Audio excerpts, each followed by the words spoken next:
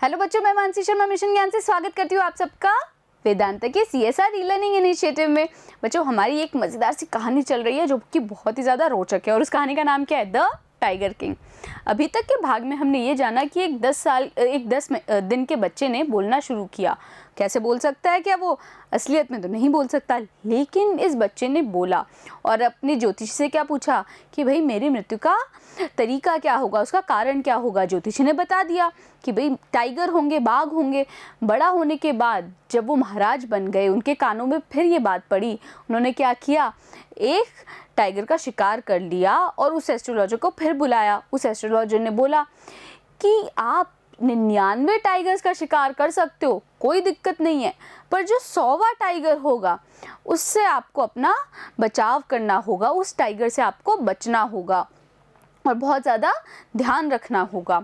और क्या सोचा टाइगर किंग ने कि भाई अब तो मैं अगर 100 टाइगरों का भी शिकार कर दूं तो क्या होगा, सारे टाइगर्स को मार दूं, 100 टाइगरों का शिकार कर दूं, उन बाघों को मार दूं। तो एस्ट्रोलॉजर ने बताया कि अगर आप ऐसा कर पाए तो मैं जो अपना टफ्ट है, जो अपनी जो एक चोटी है या फिर एक जूड़ा है, उसको क्या कर दूंगा? काट दूंगा, अपने बाल छोटे कर दूंगा और मैं एक बीमा एजेंट बन जाऊंगा। और अब टाइगर किंग ने फैसला कर लिया है कि वो तो बाघों का शिकार करके रहेंगे, 100 बाघों को मार के रहेंगे।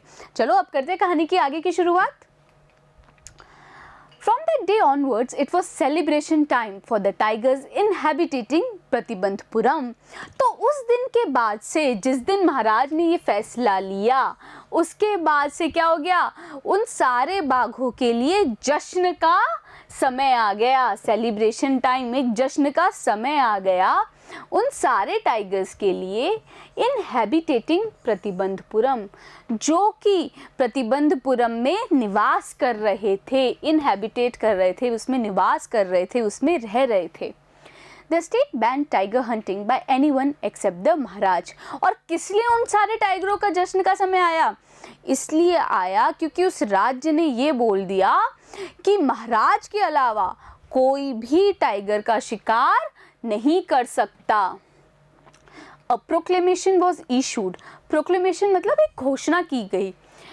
Issued to the effect, और इसी वक्त से वो असर में आ जाएगी, वो घोषणा असर में आ जाएगी। और वो घोषणा क्या थी?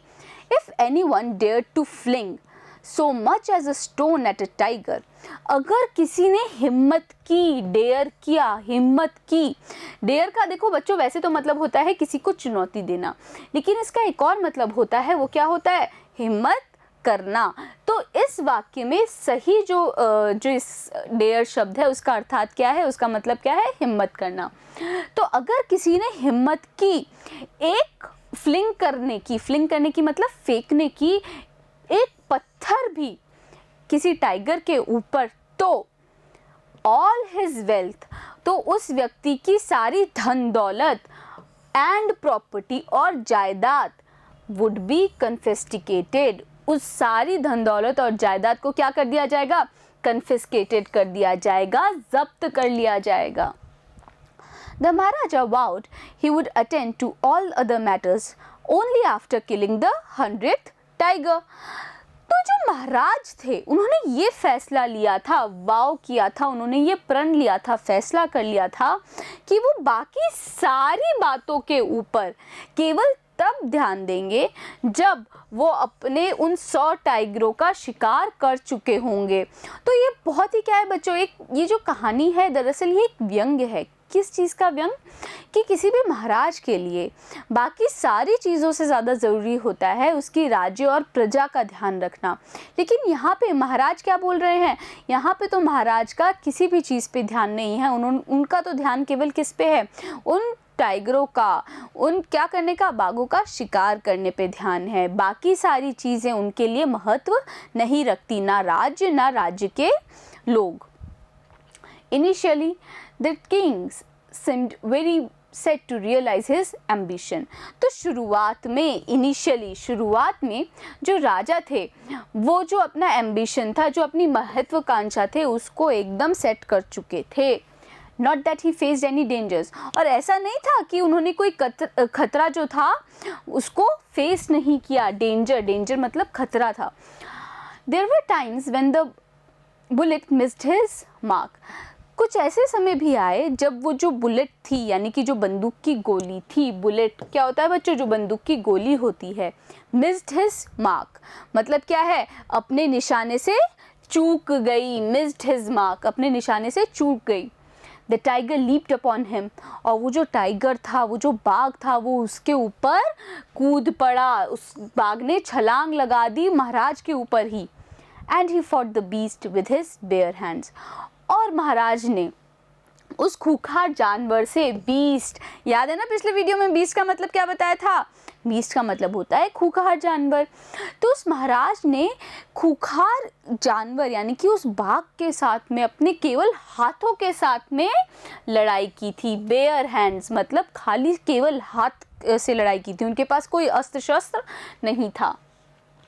Each time it was the Maharaja who won, और हर बार ये महाराज ही थे जो कि जीतते थे। कभी ऐसा नहीं हुआ कि टाइगर जीता हो। टाइगर के जीतने का मतलब क्या है भाई, इसका मतलब है कि महाराज की मृत्यु, पर ऐसा अभी तक नहीं हुआ। At another time he was in danger of losing his throne, और एक दूसरा समय भी था जब महाराज जो थे अपना सिंहासन खोने वाले थे। थ्रोन का मतलब क्या होता है, सिंहासन। वो अपना सिंहासन खोने वाले थे, अपना राज्य खोने वाले थे। कैसे? A high ranking British officer visited Pratibandapuram. एक बहुत ही उच्च दर्जे का, हाई रैंकिंग, एक उच्च दर्जे के ब्रिटिश ऑफिसर क्या थे, वो आए थे कहाँ पर, प्रतिबंधपुरम में। He was very fond of hunting tigers, और ये जो ब्रिटिश ऑफिसर थे, ये जो अंग्रेज अफसर थे, इनको भी बहुत ज़्यादा प्रिय था। फॉन्ड था, फॉन्ड मतलब होता है प्रिय होना, उनको भी बहुत प्रिय था। किस चीज़, क्या प्रिय था, हंटिंग टाइगर्स, बाघों का शिकार करना। And fonder of being photographed, और उससे भी ज़्यादा प्रिय था किस चीज़ के लिए, फोटोग्राफ, फोटोग्राफ करना, फोटोग्राफ करवाना मतलब तस्वीर खिंचवाना। With the tigers he had shot, और उनको इससे भी ज़्यादा प्रिय क्या था, शिकार करने से भी ज़्यादा प्रिय था किससे भाई, बाघों के साथ में अपनी तस्वीर खिंचवाने का। As usual, he wished to hunt tigers in Pratibandapuram, और इसीलिए वो क्या चाहते थे कि भाई प्रतिबंधपुरम में भी वो टाइगर का शिकार कर पाए, उनकी ऐसी इच्छा थी, विश थी। विश की मतलब क्या थी, इच्छा थी। But the Maharaj was firm in his resolve, लेकिन जो महाराज थे वो कैसे थे, फर्म थे, मजबूत थे अपने उस प्रण के लिए। ही रिफ्यूज्ड परमिशन, और उन्होंने इजाज़त नहीं दी इस बात की, परमिशन, परमिशन मतलब इजाज़त। I can organize any other hunt, अब इजाज़त तो दी नहीं, तो उन्होंने इजाज़त देने से मना करते हुए क्या बोला कि मैं किसी और तरह के शिकार का आयोजन कर सकता हूँ, ऑर्गेनाइज कर सकता हूँ मतलब आयोजन कर सकता हूँ। You may go on a bore Hunt. अब बोर क्या होता है बच्चों, बोर होता है जंगली सुअर, तो अगर आपकी इच्छा है तो आप जंगली सुअर का शिकार कर सकते हैं। You may conduct a mouse Hunt, और आप चाहें तो चूहे का शिकार भी कर सकते हैं। We are ready for a mosquito hunt, हम लोग मच्छरों का शिकार करने के लिए भी, आपको करवाने के लिए भी तैयार हैं। But tiger Hunt that's impossible, लेकिन टाइगर का शिकार ये असंभव है, इम्पॉसिबल है, असंभव है। The British officer's secretary sent word to the Maharaj through the Diwan that the Durai himself did not have to kill the tiger. तो वो जो अंग्रेज़ अफसर थे, उनके जो सेक्रेटरी थे, उन्होंने क्या किया, कुछ संदेश पहुंचाया। सेंट वर्ड का मतलब होता है संदेश पहुंचाना महाराज को, और किसके द्वारा संदेश पहुंचाया, दीवान के हाथों। और वो संदेश क्या था, संदेश ये था बच्चों, द दुरई हिमसेल्फ, दुरई एक तरह का नाम है जो कि ब्रिटिश अफसर को दिया गया है कि ये जो दुरई हैं वो खुद टाइगर को नहीं मारेंगे, बाघ को नहीं मारेंगे। The Maharaja could do the actual killing, जो महाराज हैं वो ही असलियत में उस टाइगर को मार सकते हैं, उसका शिकार कर सकते हैं। What was important to the Durai was a photograph of himself holding the gun and standing over the tiger's carcass. और दुरई के लिए केवल ये ज़रूरी है, ये संदेशा पहुंचाया गया कि दुरई के लिए ये ज़रूरी है कि उनकी तस्वीर ली जाए एक गन को पकड़ते हुए और टाइगर के कार्कस मतलब कंकाल या फिर मृत शरीर। तो वो एक ऐसी तस्वीर चाहते थे जिसमें पास में टाइगर का कंकाल या शरीर पड़ा हो और वो एक गन लेके खड़े हों। But the maharaja would not agree even to this proposal. लेकिन जो महाराज थे उन्होंने इस प्रस्ताव के लिए भी मना कर दिया। प्रपोजल यानी प्रस्ताव। If he relented now, what would he do if other British officers turned up for tiger hunts?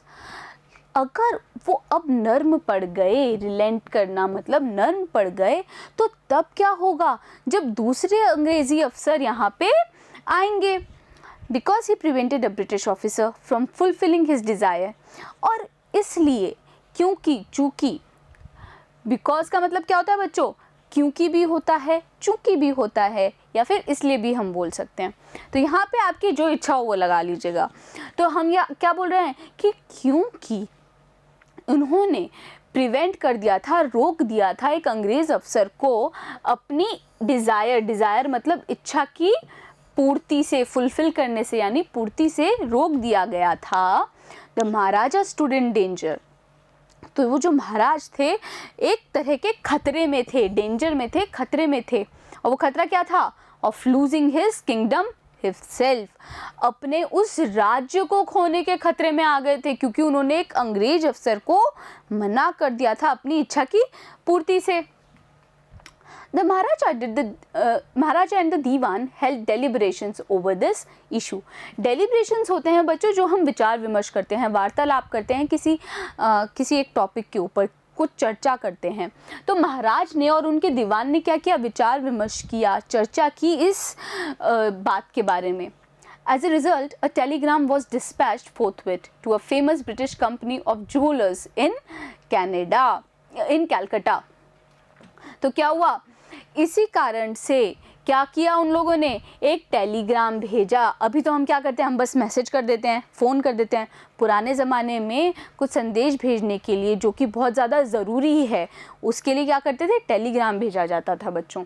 तो एक टेलीग्राम भेजा गया, डिस्पैच किया गया फोर्थविथ मतलब तत्काल ही।